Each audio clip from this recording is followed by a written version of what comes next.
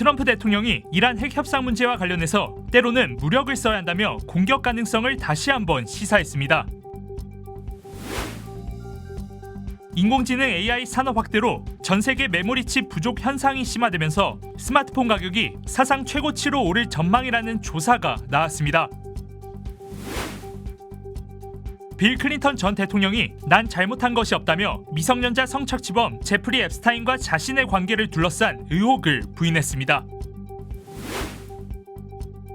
미국에서 올해 들어 2달 만에 홍역 환자가 1,100명을 넘어섰습니다. 연방 중소기업청 SBA가 다음 달부터 영주권자를 포함한 비시민권자를 대출 대상에서 전격 배제하기로 하면서 논란이 일고 있습니다. We stand with accident victims during the hardest moments. Whether it's a car, truck, motorcycle, pedestrian, or rideshare accident, you deserve the best attorneys by your side. At DK Law, we're modern injury and accident lawyers who go all the way. We fight smart, we move fast, and we win big. At DK Law, when we take a case, we take it all the way. 시청자 여러분 안녕하십니까? 2월 27일 금요일 SBS 뉴스 시작합니다. 트럼프 대통령이 이란 핵 협상 문제와 관련해서 때로는 무력을 써야 한다며 공격 가능성을 다시 한번 시사했습니다. 주 이스라엘 미국 대사관은 원하는 직원들은 오늘 당장 이스라엘을 떠나라고 통보했습니다. 오늘 첫 소식 김범주 특파원입니다. 핵 프로그램 관련 협상을 놓고 미국의 트럼프 대통령이 이란의 태도가 만족스럽지 않다고 말했습니다. 스위스 제네바에서 끝난 세 번째 회담에서 이란이 우라늄 농축을 계속하고 탄도미사일 개발은 논의 대상이 아니라고 나선 부분을 비판한 것으로 해석됩니다. I'm not happy with the fact that they're not willing to give us what we have to have. So I'm not thrilled with that. We'll see what happens. 트럼프 대통령은 지난 19일 이란이 최대 보름 안에 합의를 도출하지 않으면 끔찍한 일이 벌어질 것이라고 경고한 바 있습니다. 그리고 오늘 이란 공격 가능성을 다시 한번 입에 올렸습니다. It'd be nice if we could do it without, but sometimes you have to do it with. I'd love not to use it, but sometimes you have to. 이런 가운데 이스라엘 주재 미국 대사는 직원들에게 출국을 원하는 사람은 오늘 당장 떠나라는 이메일을 보냈습니다.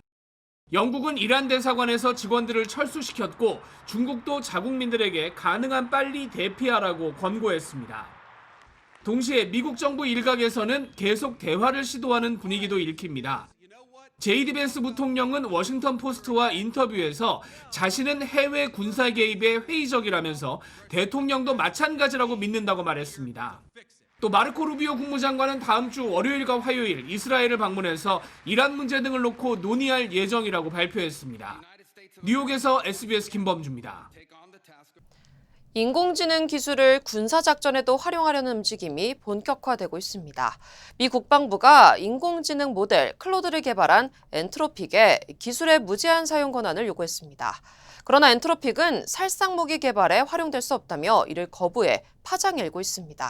보도에 곽상은 기자입니다. 베네수엘라를 급습해 국가원수 마두로를 생포한 한밤의 군사작전. 미군 사망자는 한 명도 없이 2시간여 만에 작전은 성공했습니다. 당시 미 국방부는 AI 빅데이터 분석기업 팔런티어와 엔트로픽의 AI 클로드를 마두로 운신처 추적과 병력 투입 시점 결정 등에 활용한 것으로 알려졌습니다. 미 국방부는 AI를 전력 증강의 핵심 수단으로 보고 활용 범위 확장을 위해 AI 기업들의 윤리와 안전을 위해 설정된 사용 범위 제한을 풀라고 압박했습니다. 구글과 오픈AI, xAI 등 주요 AI 기업들은 국방부 압박에 굴복했지만 엔트로픽의 CEO 다리오 아모데이는 양심상 도저히 수용할 수 없다며 국방부의 최후 통첩을 공개 거부했습니다. 대규모 국민 감시나 인간 개입 없는 AI 완전 자율 무기에 클로드가 사용돼선 안 된다고 항변했습니다. Because it is happening so fast, it may lead to a time of disruption, and we need to work together between companies and the government to better manage that time of disruption. 미 국방부는 엔트로픽이 현지 시간 27일 오후 5시까지 끝내 거부하면 2억 달러짜리 계약을 해지하고 공급망 유형 기업으로 지정하겠다고 최후 통첩했습니다. 미군과 계약 맺은 민간 업체들도 엔트로픽 제품을 쓰지 못하도록 하겠다는 겁니다. The rubber meets the road when you try to be an ethical business leader. And I think what could happen next is you could see somebody with fewer scruples, fewer ethical qualms, stepping up to the mic and saying, I'm going to go ahead and give you whatever you need here. 국방물자 생산법을 발동해 강제로 무제한 사용 권한을 얻겠다는 압박도 하고 있습니다. 미 국방부는 불법 감시 활동이나 자율무기 개발에 AI를 활용할 계획이 없다고 해명했지만 구체적인 목적은 밝히지 않고 있습니다. SBS 곽상은입니다. 인공지능 AI 산업 확대로 전 세계 메모리칩 부족 현상이 심화되면서 스마트폰 가격이 사상 최고치로 오를 전망이라는 조사가 나왔습니다. 국제 데이터 공사 IDC는 AI 데이터 센터 구축 수요가 급증하면서 메모리 공급망에 쓰나미 같은 충격이 발생했다고 밝혔습니다. 보고서에 따르면 올해 스마트폰 평균 판매가는 14% 상승해 $523에 이를 것으로 예상됩니다. 또 $100 이하 저가 스마트폰은 사실상 시장에서 사라질 가능성이 크다고 분석했습니다. 전문가들은 AI 데이터 센터에 쓰이는 고성능 메모리 칩 수요가 계속 늘면서 공급 부족 현상이 내년까지 이어질 가능성이 높다고 보고 있습니다.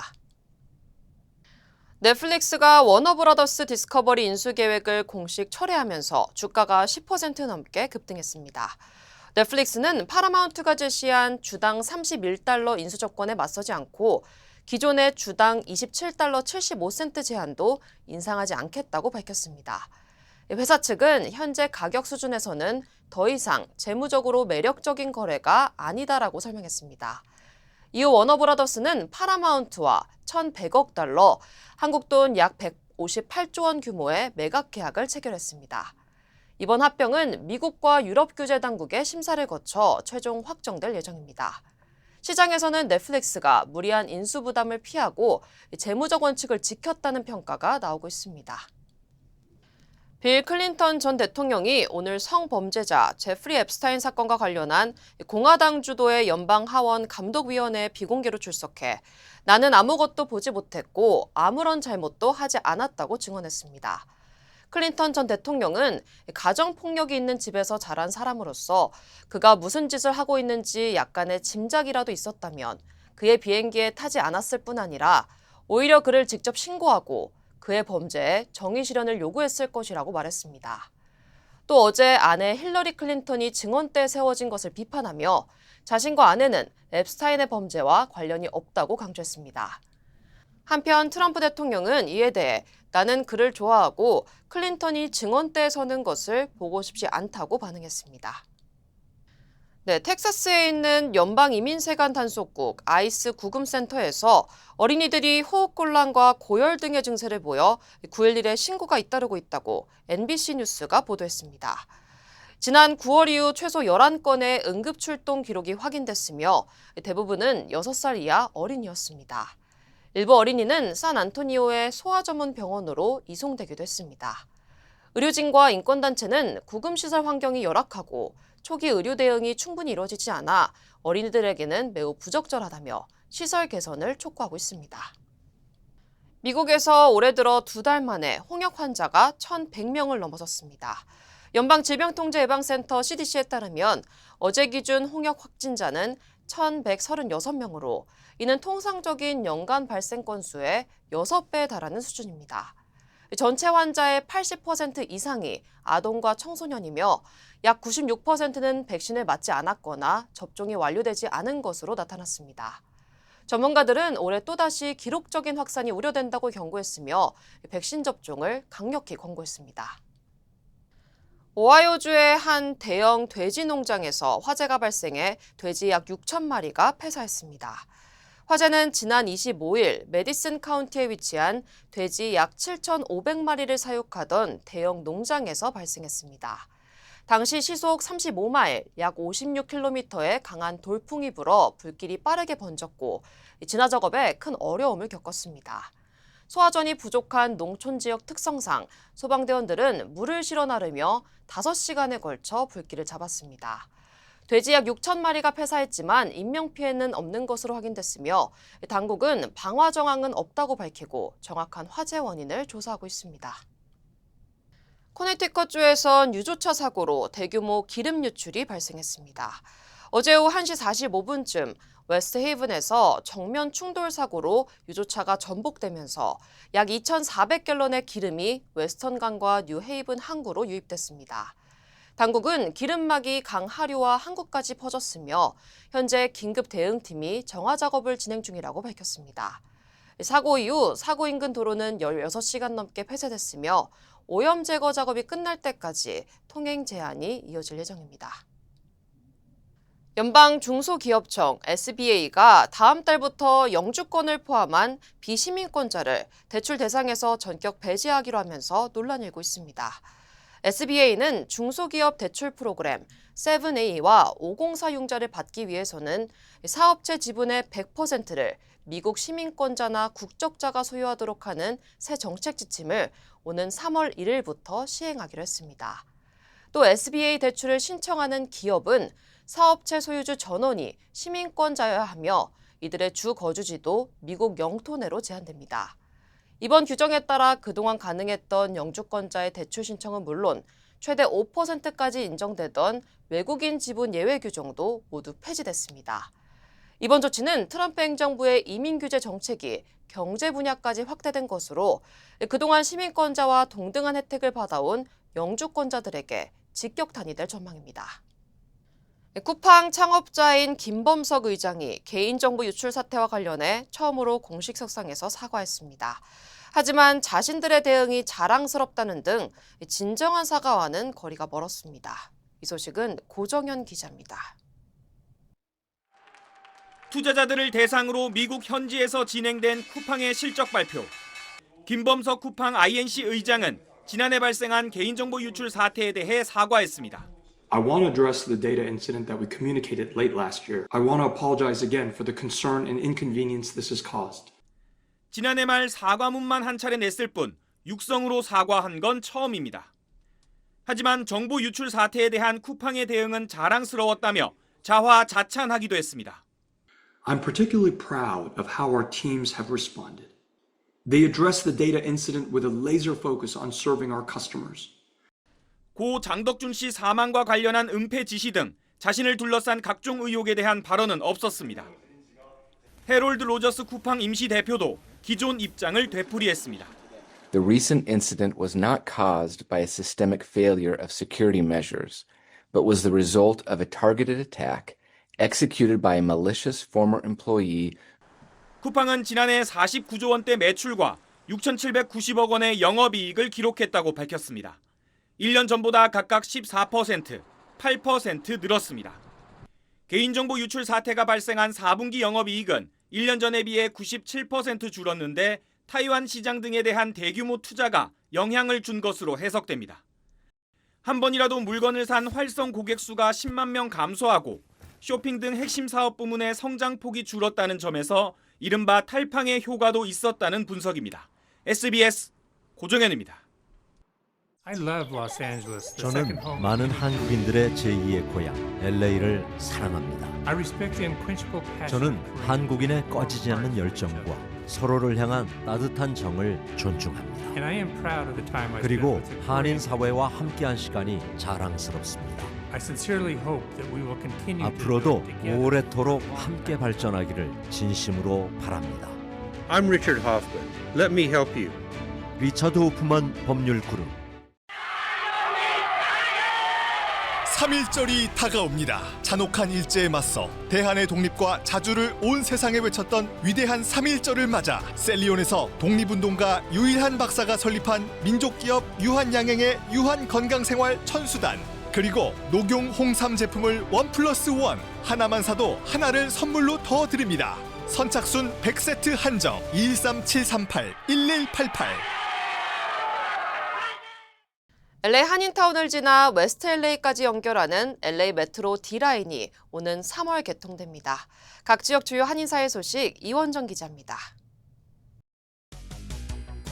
LA 한인타운을 지나 웨스트 LA까지 연결하는 LA 메트로 D라인 연장 1단계 구간이 오는 3월 완전 개통됩니다.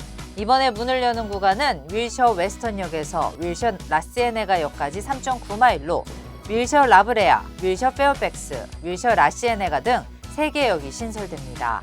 1단계가 개통되면 상습 정체 구간인 미드위셔 일대를 10분 내에 이동할 수 있어 교통난 완화와 지역 상권 활성화에 도움이 될 것으로 기대됩니다.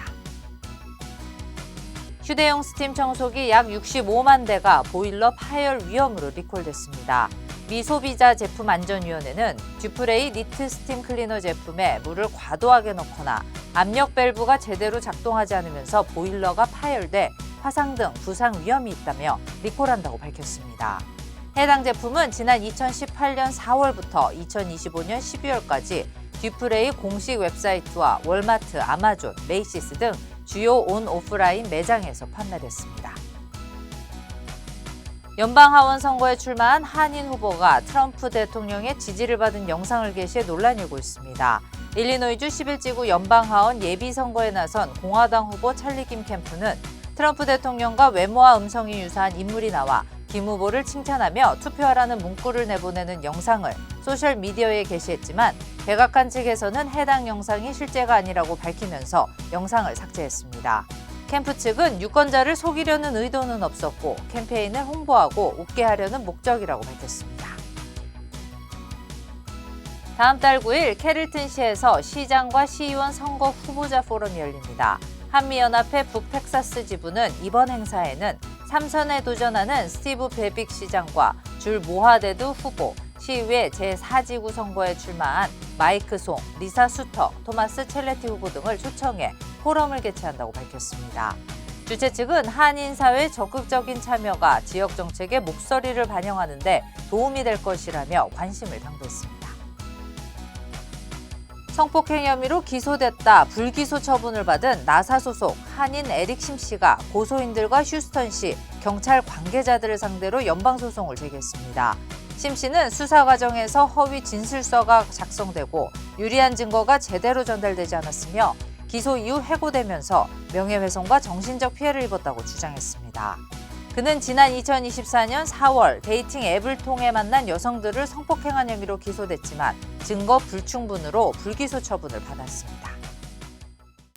이재명 대통령 부부가 부동산 시장 정상화 의지를 보여주겠다며 보유 중인 분당 아파트를 시세보다 낮은 가격에 매물로 내놨습니다. 또 이 대통령은 SNS에서 투기용 1주택을 철저히 봉쇄하는 제도를 설계할 거라고 밝혔습니다. 강민우 기자입니다. 이재명 대통령이 지난 1998년에 사서 김혜경 여사와 공동 명의로 보유하고 있는 경기도 성남시 분당구의 전용 면적 164제곱미터의 아파트를 매물로 내놨습니다. 호가는 시세보다 저렴한 29억 원으로 알려졌습니다. 지금 31억, 33억 나와 있기도 하고요. 한 10% 정도 저렴하게 내놨다고 보입니다. 강유정 청와대 대변인은 부동산 시장 정상화의 의지를 국민께 몸소 보여주겠다는 의도라고 설명했습니다. 청와대 관계자는 ETF 등 다른 금융 투자에 집을 판 돈을 넣는 게 훨씬 더 이득이라고 이 대통령이 생각한 걸로 보인다고 해석했습니다. 앞서 국민의힘이 대통령 임기 동안엔 관저에 머무는 만큼 이른바 똘똘한 한 채인 분당 아파트를 팔라고 공세를 폈는데 이에 대한 맞대응인 셈입니다. 이 대통령은 SNS에선 실거주하지 않으면서 투자, 투기 목적으로 1주택을 보유한 이들을 겨냥했습니다. 정책 수단을 총동원해 다주택자는 물론 주거용이 아닌 투자, 투기용 1주택자도 보유보단 매각이 유리한 상황을 만들 거라고 쓴 겁니다.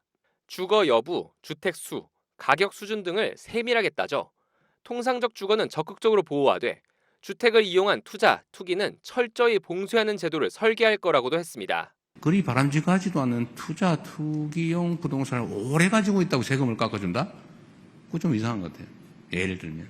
이 대통령이 그동안 문제의식을 드러냈던 비실거주 1주택자에 대한 장기 보유 특별공제와 같은 세제 혜택의 축소 가능성을 시사했다는 해석도 있습니다. SBS 강민우입니다.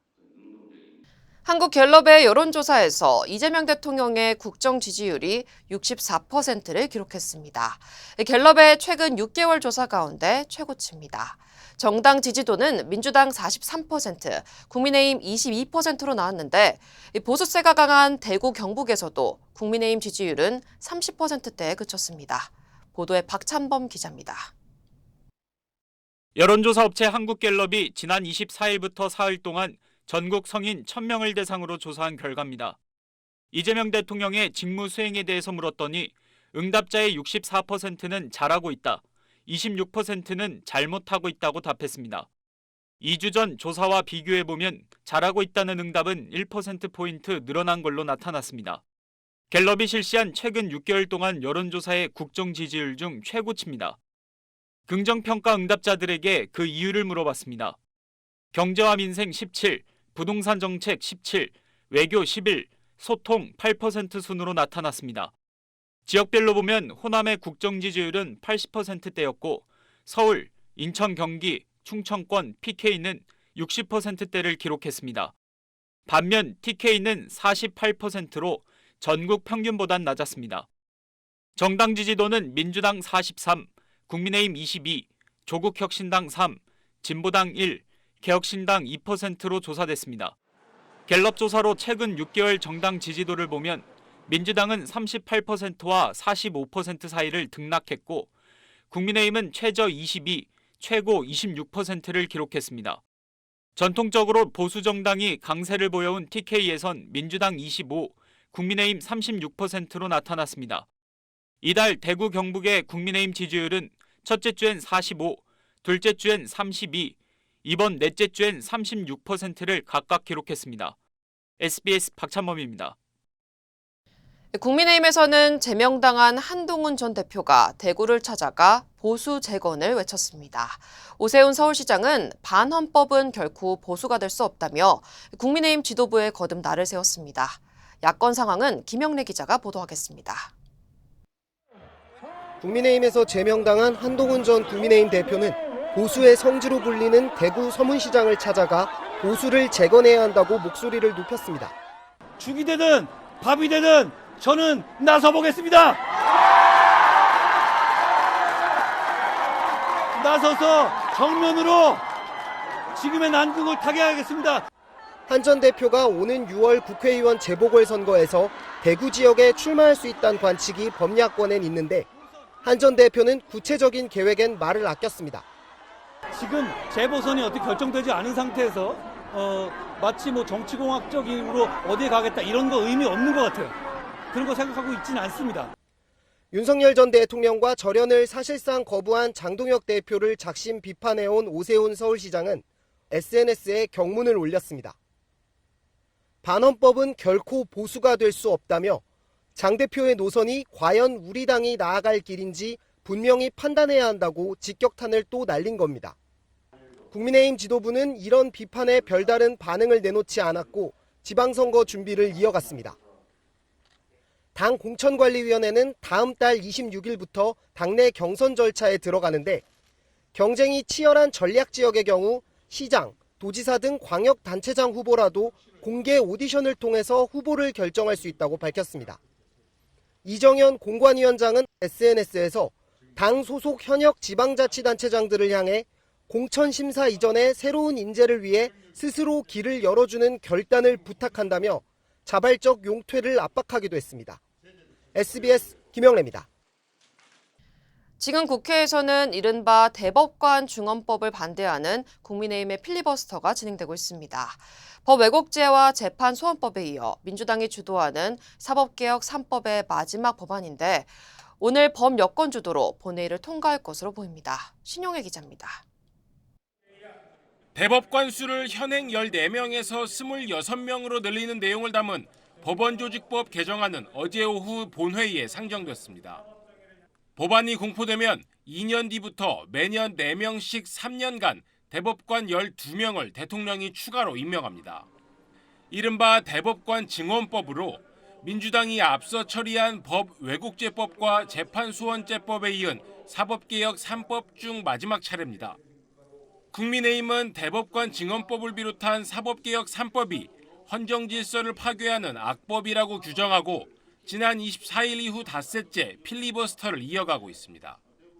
시중의 목소리에 전혀 귀 기울이지 않으면서 위헌이 아니라고 우기면서 삼권 분립의 헌정 질서를 난도질하는 것, 이것이 바로 독재 정치입니다.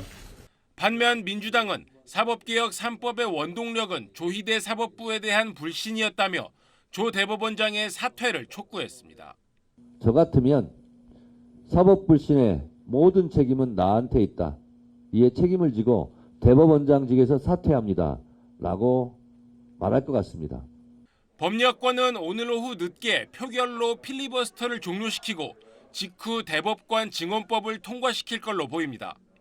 앞서 국회에선 어제 저녁 대법원 판결 이후에도 재판이 기본권을 침해했는지 헌법재판소가 가릴 수 있도록 하는 헌재법 개정안, 즉 재판소원제법이 민주당 주도로 통과됐습니다. 이런 가운데 박영재 법원행정처장은 재판소원을 포함한 이른바 사법개혁 3법 가운데 첫 번째인 법 왜곡죄가 통과되자 어제 처장직 사퇴 의사를 밝혔습니다.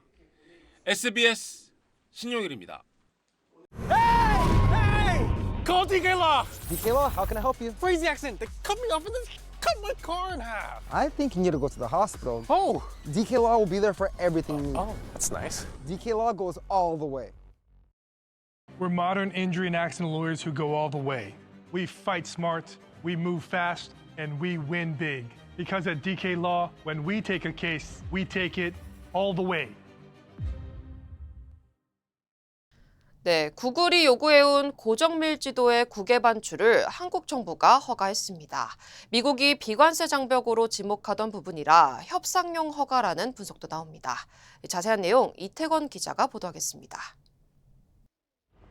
구글이 우리나라에 요구한 건 1대 5천 축척의 고정밀 지도입니다.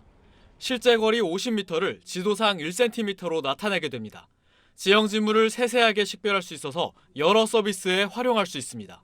길찾기, 내비게이션 기능 같은 것들을 활성화하기 위해서는 반출이 필요하다는 부분. 정부는 어제 구글이 조건을 준수한다는 전제로 고정밀 지도의 국외 반출을 허가했습니다. 과거 영상과 거리뷰 등에서는 군사 보안 시설을 가림 처리하도록 했습니다. 글로벌 서비스에선 좌표 표시도 제거하거나 노출을 제한해야 합니다. 이런 작업들은 국내 제휴 기업을 통해 국내 서버에서 진행한 뒤 정부 확인까지 거쳐야 하고 등고선 등 안보상 민감 정보를 제외한 길찾기 서비스용 자료만 제한적으로 반출하도록 했습니다. 안보에 위협이 생길 경우 신속하게 관련 정보를 차단할 수 있게 하는 레드 버튼 기능도 심게 했습니다. 구글의 지도 반출 요구는 지난 2007년과 2016년에 이어 세 번째인데 정부는 구글이 여러 보안 조치를 수용했다는 걸 감안해 이번에 허가했다고 밝혔습니다. 지도 반출 문제는 미국이 비관세 장벽의 하나로 지목해온 만큼 향후 관세 협상에 영향을 줄지도 주목됩니다. 비관세 장벽을 빌미로 관세를 슈퍼 301조 이런 부분까지 검토를 하고 있는 상황이기 때문에 구글은 이번 결정에 감사한다며 구체적인 서비스 구현 방안을 마련하겠다고 밝혔고 주한 미 상공회의소도 한국의 경쟁력 강화에 건설적 조치가 될 것이라며 환영 입장을 냈습니다. SBS 이태권입니다.